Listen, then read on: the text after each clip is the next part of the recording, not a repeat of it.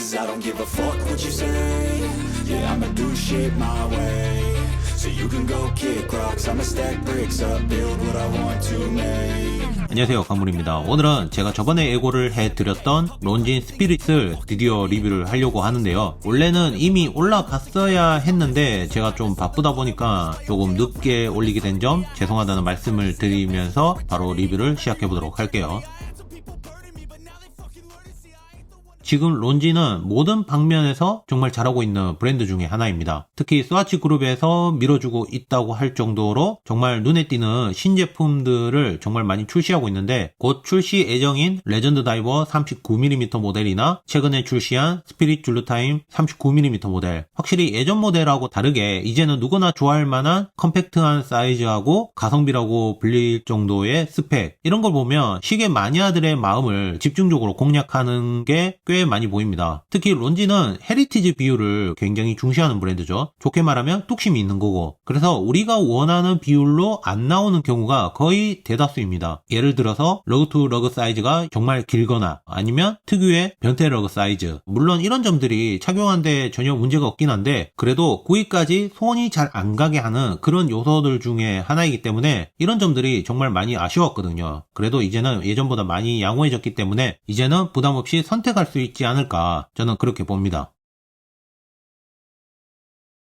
제가 가지고 온 스피릿은 2020년에 새롭게 리뉴얼된 파일럿 시계입니다. 당시에 30년간 론진 CEO였던 월터 본 캐널이 은퇴를 하게 되고, 그 자리에 해밀턴하고 라도 CEO로 있었던 마티아스 브레스찬이 CEO로 오게 됩니다. 제가 볼 때는 CEO가 바뀌면서 현재 론진의 컬렉션들이 좀 더 젊어지면서 세련된 느낌으로 많이 바뀌었다고 생각을 하는데, 실제로 론진이 지향하는 목표가 만들고 싶은 시계를 만들자, 여기서 고객들이 갖고 싶어하는 시계를 잘 만들어보자, 이렇게 바뀌었다고 합니다. 그래서 마티아스 브레스찬이 제일 먼저 했던 일이 론진의 헤리티지부터 공부를 했다고 해요. 알다시피 론진 헤리티지를 이야기를 하려면 파일럿 이야기가 절대 빠지지 않죠. 그 이유가 1900년대 초반부터 중반까지 세계 비행 역사에 이름을 남긴 파일럿들을 보면 론진의 온보드 크로노미터나 손목시계가 정말 많이 함께했기 때문입니다. 대표적으로 1927년에 최초로 대서양을 무착륙으로 횡단 비행에 성공한 미국의 전설적인 파일럿 찰스 어거스트 린드버그, 이때 론진이 기록을 측정을 했다고 하고, 그의 의견을 듣고 우리가 잘 아는 내비게이터 역할을 하는 린드버그 아워 앵글 워치를 1931년에 만들어내기도 했습니다. 그의 비행기 이름이 스피릿 오브 세인트 루이스라고, 여기서 지금의 스피릿이라는 모델명이 여기서 따오지 않았나 싶어요. 물론 이건 제가 확인된 건 아닌데 그냥 그렇게 생각이 들더라고요. 그리고 여성 최초로 대서양 횡단 비행에 성공한 아멜리아 에어하트, 또 16세의 세계 최연소 파일럿 자격을 취득하고 고도 9,929m 세계 신기록을 세운 엘리노어 스미스, 영화 제작자이자 항공 엔지니어인 하워드 휴즈는 세계를 일주하면서 최단 시간 기록을 세운 파일럿도 있고요. 론진에서도 공식적으로 언급할 정도로 나름 스토리텔링이 있는 정말 대단한 파일럿들이죠. 그래서 마티아스 브레차는 파일럿 시기부터 다시 재정비를 하기 시작합니다. 앞에 먼저 출시했던 스피릿의 이름을 그대로 가져가되 올드한 디자인도 과감하게 버리고, 그 결과가 누구나 좋아할 만한 세련된 디자인하고 동시에 파일럿 시계가 가져야 할 필수 디자인들, 이 두 가지를 정말 잘 섞어서 만든 모델이 지금의 스피릿이 아닌가 합니다.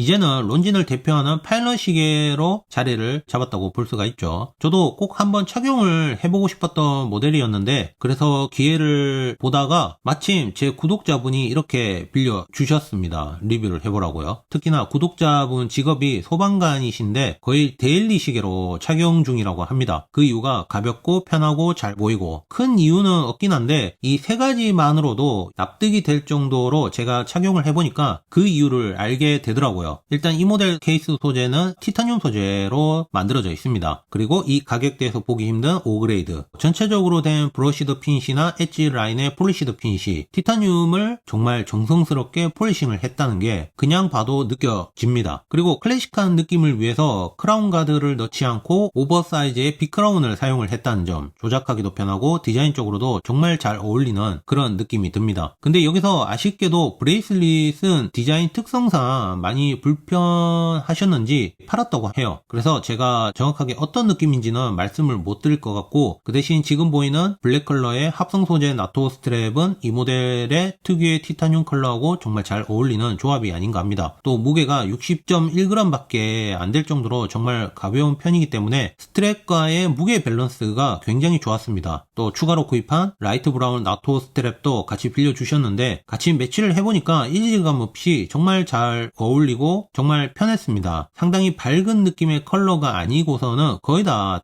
잘 어울리지 않을까 하고, 스트랩마다 인터체인저블 시스템이 적용이 되어 있기 때문에 특별한 툴이 없어도 교체가 가능하다는 점은 또 장점 중에 하나가 아닐까 합니다. 그 다음 매트한 블랙 다이얼 대비 너무 무난해 보이지 않도록 아플리케 인덱스나 길트 핸즈, 또 론진 엠블럼하고 크로노미터를 상징하는 별 5개의 엠블럼, 전체적으로 골드 컬러로 도금을 해놓아가지고 클래식하면서도 나름 은은한 고급스러움도 조금 주는 것 같습니다. 또 아워라인은 살짝 안쪽에 배치를 하고 입체적으로 층을 줬는데 시계가 살짝 작아 보이는 효과를 주고 있습니다. 케이스 크기가 40mm인데도 불구하고 제가 가지고 있는 IWC 파일럿 워치 오토매틱 스피파이어하고 비교를 해보면 39mm인데도 불구하고 거의 비슷한 느낌을 줘요. 또 다마스코 DC56 SI 블랙 판다하고 비교를 해보면 케이스 자체는 다마스코가 작기는 한데 다이얼 때문에 살짝 미세하게 더 작아 보이는 효과가 있고요. 또 IWC 파일럿 워치 마크 18 탑건 SFTI 에디션보다는 당연히 훨씬 더 작아 보이고요. 1mm 밖에 차이가 안 나지만 은근히 이 4개 모델 중에서 스피릿이 제일 많이 손이 가게 되더라고요. 튼튼해 보이는 케이스와 동시에 그렇다고 너무 커 보이지도 않고 그렇다고 너무 저렴해 보이지도 않고, 근데 제가 강조하는 전체적인 밸런스 기준으로 본다면 케이스 자체가 살짝 언밸런스한 건 분명히 있습니다. 케이스 크기가 40mm이지만 살짝 두꺼운 케이스 두께 12.2mm, 사파이어 크리스털 글라스가 살짝 도움인 걸 감안해도 그래도 두꺼운 느낌이 있긴 해요. 그리고 역시나 론진답게 러그 투 러그 사이즈가 49.6mm로 평균 사이즈보다는 살짝 긴 편입니다. 거기에 러그도 살짝 두꺼운 편이고 러그 사이즈도 21mm로 약간 더 넓은 편입니다. 저도 사진으로 봤을 때는 뭔가 아쉬운데 이런 느낌을 정말 많이 받았는데 나토 스트랩으로 착용을 하다 보니까 이런 언밸런스한 부분들이 살짝 가려지긴 해요. 제 손목 둘레 18cm에는 전혀 부담이 없는 케이스 사이즈이기 때문에 단점보다는 장점이 더 눈에 띄는 느낌입니다. 그래서 이런 부분들 때문에 저보다 손목이 얇으신 분들은 37mm 모델로 많이 사시는 것 같고, 특히 티타늄 모델은 제가 가장 좋아하는 디자인 요소 중에 하나인 데이트가 없는 논데이트, 이 점도 정말 마음에 들었고요. 그래서 나도 이걸 사야 되나 말아야 되나 거의 한 달 동안 고민을 했는데 아무래도 겹치는 시계가 많다 보니까 일단은 참고 있습니다. 또 글라스에 양면 무반사 코팅이 되어 있다는 점하고 세컨드 핸드가 시원시원하게 미니 트랙까지 끝까지 뻗어 있다는 점, 그리고 끝에 레드 컬러로 포인트를 줬는데 파일럿 시계가 가져야 할 가독성이나 시인성도 어느 정도 잘 갖춘 느낌이 듭니다. 그리고 최신 트렌드답게 화이트 컬러의 슈퍼 루미노바 야광 도료는 발광 시에는 블루 컬러로 꽤 예쁘게 보여주는 편이고, 저는 평상시에 화이트 컬러로 보여주는 점이 전체적인 느낌이 약간 깔끔하다, 이런 거는 정말 잘한 것 같습니다. 만약에 헤리티지를 강조한다고 베이지 컬러로 했다면 약간은 조금 불호이지 않았을까. 케이스백은 6개 스크루로 고정되어 있는 솔리드 백으로 되어 있고, 중앙을 보면 지구 위에 모래시계 로고를 인그레이빙을 해놓았습니다. 세계 비행을 정복했던 론진의 헤리티지를 강조한 느낌이 좀 드는 것 같고, 방수는 100m로 일상생활에서 물에 크게 걱정이 없는 정도라서 이런 점만 보면 확실히 데일리 시계로도 충분히 좋은 듯 하네요. 마지막으로 론진이 정말 괜찮은 이유, 바로 무브먼트죠. 여기에 들어간 무브먼트는 기존 에타 칼리버 2892A2를 수정한 론진 칼리버 L8884가 들어가 있습니다. 물론 인하우스 무브먼트가 아니긴 한데 에타 칼리버로 수정할 수 있는 건 거의 다 수정을 했다고 보시면 돼요. 그냥 에타로 끝판왕을 만들다, 그런 느낌이고, 장점으로는 단결정 실리콘 밸런스 스프링을 사용을 해서 온도와 자성에도 강하게 만들어 놓았고, 파워 리저브는 넉넉한 72시간, 다이얼 별 5개의 엠블럼을 상징하는 최상급 COSC 크로노미터 인증까지. 기본 베이스가 워낙 튼튼한 무브먼트라서 저는 이 가격대에서는 거의 최고 중에 하나가 아닐까라는 말씀을 드리고 싶네요. 근데 이 5개 별 엠블럼이 약간 별명이 많죠. 놀림을 많이 받기도 하고요. 그래서 저도 처음에는 이상하다고 생각을 했는데 이제는 이 스피릿 자체의 매력에 빠지다 보니까 이제는 이상하게 보이지가 않습니다.